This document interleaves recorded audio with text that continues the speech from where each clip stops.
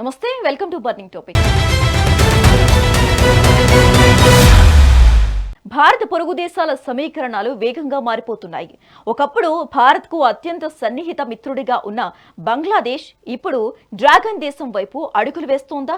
షేక్ హసీనా నిష్క్రమణ తరువాత బంగ్లాదేశ్లో మారుతున్న రాజకీయ ముఖ చిత్రం భారత్కు సవాలుగా మారుతోంది. ముఖ్యంగా తీస్తా నది ప్రాజెక్టు విషయంలో బంగ్లాదేశ్ తీసుకున్న నిర్ణయం ఇప్పుడు దక్షిణాసియా రాజకీయాల్లో పెను సంచలనంగా మారింది. అసలు తీస్తా ప్రాజెక్టులో చైనా ప్రవేశం భారత్కు ఎందుకు ముప్పు? చైనా, పాక్, బంగ్లాదేశ్ ముక్కోణపు వ్యూహం భారత్ను ఎలా చుట్టుముట్టబోతోంది?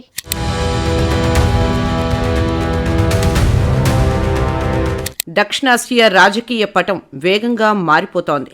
భారత్ చుట్టూ ఉన్న పొరుగు దేశాలు ఇప్పుడు రెండు వర్గాలుగా విడిపోతున్నాయి.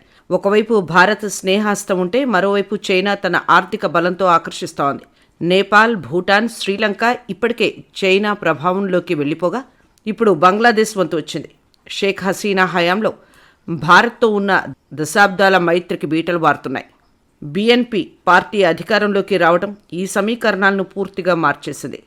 తారిక్ రెహమాన్ ప్రభుత్వం భారత్కు స్పష్టమైన దూరాన్ని ప్రకటిస్తోంది. కేవలం దౌత్యపరమైన మార్పే కాదు, ఇది ఒక వ్యూహాత్మక మలుపు. తీస్తా నది ప్రాజెక్టు ద్వారా బంగ్లాదేశ్ తన కొత్త మిత్రుణ్ణి ఎంచుకుంది. ఈ పరిణామం దక్షిణాసియాలో భారత్ ప్రాబల్యానికి పెద్ద సవాల్గా మారింది.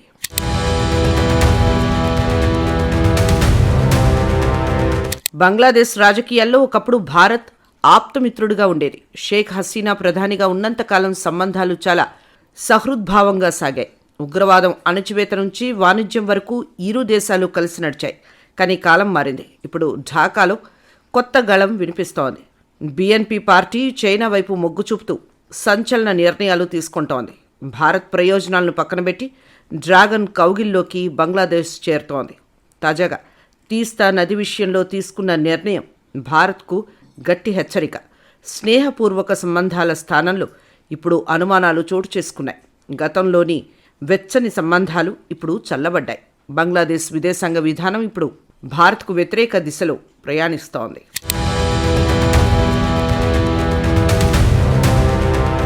తీస్తా నది కేవలం ప్రవహించే నీరు కాదు, అది రెండు దేశాల జీవన రేఖ. తూర్పు హిమాలయాల్లో పుట్టి సిక్కిం మీదుగా బంగ్లాదేశ్లోకి ఈ నది ప్రవేశిస్తోంది. కోట్లాది మంది రైతుల సాగునీరు, తాగునీరు ఈ నదిపైన ఆధారపడి ఉన్నాయి. అయితే ఈ జీవనది ఇప్పుడు రాజకీయ రణరంగంగా మారిపోయింది. నది పునరుద్ధరణ పేరుతో బంగ్లాదేశ్ ప్రభుత్వం చైనాను ఆహ్వానించింది. చైనా ఇంజనీర్లు, చైనా పెట్టుబడులు ఇప్పుడు భారత సరిహద్దుకు సమీపంలోకి రాబోతున్నాయి. విదేశాంగ మంత్రి ఖలీలూర్ రహమాన్ నేరుగా చైనాతో ఒప్పందం కుదుర్చుకోవడం ఆందోళనకరం. ఇది కేవలం పర్యావరణ ప్రాజెక్టు అని నమ్మడం పొరపాటే అవుతుంది. నీటి ప్రవాహంపై నియంత్రణ సాధించడం ద్వారా చైనా ఒక కొత్త అస్త్రాన్ని ప్రయోగించబోతోంది. జల సంరక్షణ పేరుతో జరుగుతున్న ఈ డ్రామా వెనుక లోతైన రాజకీయ వ్యూహం దాగి ఉంది.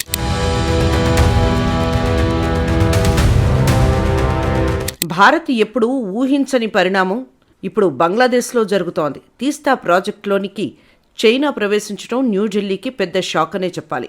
మన సరిహద్దుల్లో చైనా ఉనికి పెరగడం భద్రతాపరంగా తీవ్రమైన విషయం. నీటిపారుదల ప్రాజెక్టుల సాకుతో చైనా తన గూఢాచారి వ్యవస్థను ఇక్కడ బలోపేతం చేయవచ్చు. డ్రై సీజన్లో నీటి నిర్వహణపై భారత్కు ఉన్న పట్టు ఇప్పుడు సడలిపోనుంది.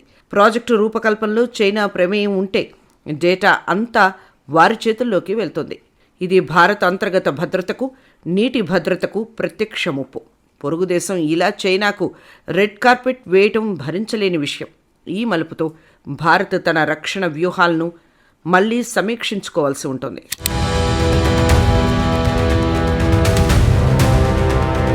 ఆసియా ఖండంలో భారత్ను ఒంటరిని చేసే కుట్రలు మొదలయ్యాయి. చైనా, పాకిస్తాన్, బంగ్లాదేశ్ మధ్య పెరుగుతున్న సాన్నిహిత్యం ప్రమాదకర సంకేతం. ఈ మూడు దేశాల మధ్య త్రయ స్వభావపు భేటీలు తరచూ జరుగుతున్నాయి. భారత్ను భౌగోళికంగా చుట్టుముట్టే స్ట్రింగ్ ఆఫ్ పెరల్స్ వ్యూహానికి ఇది అదనపు బలం. ఒకప్పుడు పాకిస్తాన్ నుంచి విడిపోయిన బంగ్లాదేశ్ ఇప్పుడు మళ్లీ అదే దారిలో వెళ్తోంది. ఈ కూటమి వల్ల ప్రాంతీయ భద్రతా సమతుల్యత పూర్తిగా దెబ్బతింటుంది. సైనిక మరియు దౌత్యపరంగా భారత్పై ఒత్తిడి పెంచడమే ఈ కూటమి లక్ష్యం. బంగ్లాదేశ్ ప్రభుత్వం తీసుకుంటున్న నిర్ణయాలు ఈ అనుమానాలను బలపరుస్తున్నాయి. సరిహద్దుల్లో ఉద్రిక్తతలు పెరిగే అవకాశం స్పష్టంగా కనిపిస్తోంది.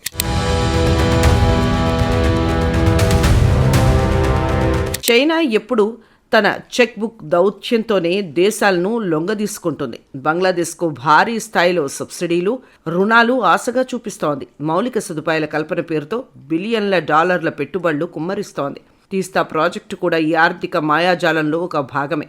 చైనా ఇచ్చే రుణాల వెనక ఉన్న అసలు ఉద్దేశం ఆ దేశాన్ని తన ఆధీనంలోకి తెచ్చుకోవడమే. శ్రీలంక ఎదుర్కొన్న ఆర్థిక సంక్షోభం మన కళ్ల ముందే ఉంది. అయినప్పటికీ బంగ్లాదేశ్ ప్రభుత్వం చైనా వైపు పరుగులు తీస్తోంది. భారత్ ఇచ్చే సహకారం కంటే చైనా ఇచ్చే అప్పులే వారికి ఆకర్షణీయంగా కనిపిస్తున్నాయి. కానీ ఈ ఆర్థిక బంధం భవిష్యత్తులో బంగ్లాదేశ్కు సంకెళ్లుగా మారే ప్రమాదం ఉంది.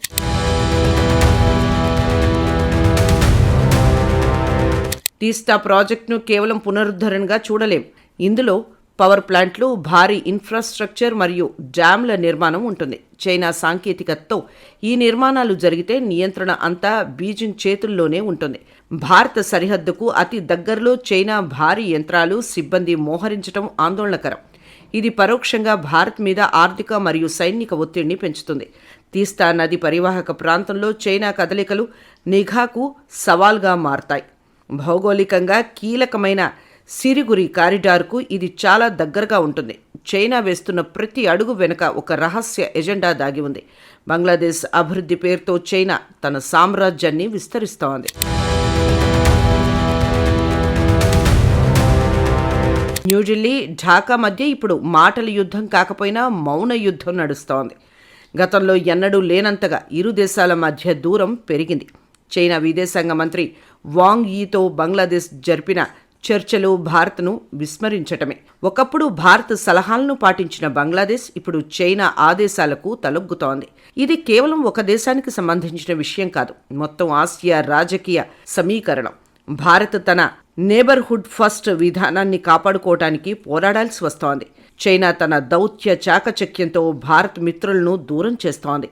బంగ్లాదేశ్ తీసుకుంటున్న ప్రతి నిర్ణయం భారత్కు వ్యతిరేకంగా మారుతోంది. ఈ దౌత్యపరమైన మలుపు అంతర్జాతీయ స్థాయిలో చర్చనీయాంశమైంది.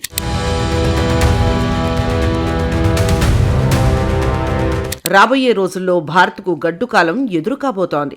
బంగ్లాదేశ్తో ఉన్న సుదీర్ఘ సరిహద్దు భద్రత ఇప్పుడు ప్రశ్నార్థకంగా మారింది. తీస్తా నది నీటి పంపకాల వివాదం మరింత ముదిరే అవకాశం ఉంది. చైనా ప్రమేయం వల్ల ఈ సమస్య పరిష్కారం కావడం కంటే సంక్లిష్టంగా మారుతోంది. భారత్ ఇప్పుడు తన విదేశాంగ విధానాన్ని యుద్ధ ప్రాతిపదికన మార్చుకోవాలి. పొరుగు దేశాలను చైనా వైపు వెళ్లకుండా ఆపడం ఒక పెద్ద సవాల్గా మారింది. ఆర్థికంగా, సామాజికంగా బంగ్లాదేశ్తో ఉన్న సంబంధాన్ని మళ్లీ ఎలా చిగురింపు చేయాలో ఆలోచించాలి. లేదంటే చైనా పాక్ కూటమికి బంగ్లాదేశ్ శాశ్వత స్థావరంగా మారుతుంది. ఈ భౌగోళిక రాజకీయ చదరంగంలో భారత్ తన తదుపరి అడుగును చాలా జాగ్రత్తగా వేయాలి.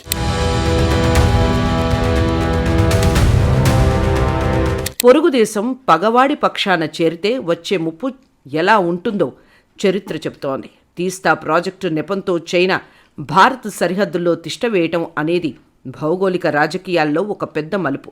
మరి ఈ సవాల్ను భారత్ ఎలా ఎదుర్కొంటుంది? దౌత్యపరమైన వ్యూహాలతో బంగ్లాదేశ్ను తిరిగి తన వైపు తిప్పుకుంటుందా లేదా అనేది వేచి చూడాలి.